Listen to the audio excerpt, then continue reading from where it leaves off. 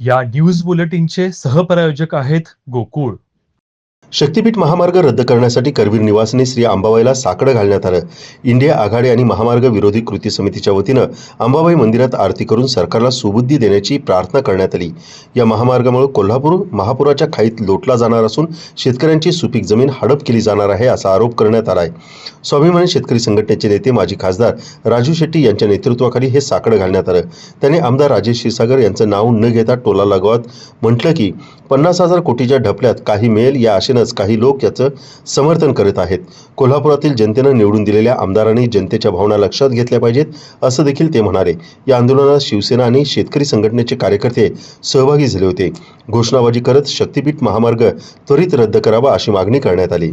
नेटण्याचा प्रयत्न सरकारकडून सातत्यानं होतोय आणि या शक्तीपीठ महामार्गाला संपूर्ण 12च्या 12 जिल्ह्यातून विरोध होत असताना कोल्हापूरमध्ये याला विरोध नाही असं भासवण्याचा प्रयत्न जाणीवपूर्वक होतो आहे.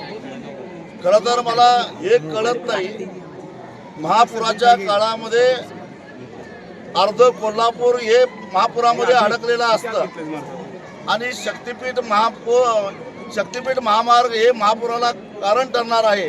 याचं कारण पट्टण कोडोली ते माणगाव हा जो पंचगंगा नदीवरचा जो पूल होणार आहे त्या पुलामुळं 2019ला कोल्हापूरला जे काय 56.3 इंच पाण्याची पातळी होती ती आता जवळजवळ 60 फुटाच्या वर गेल्याशिवाय राहणार नाही अशी स्थिती आहे.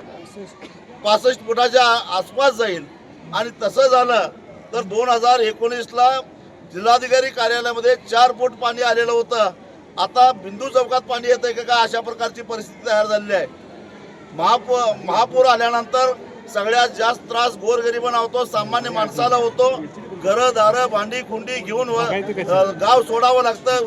व्यापाऱ्यांचं मोठ्या प्रमाणामध्ये 19ला नुकसान झालं. सरकारनं काही मदत दिली नाही.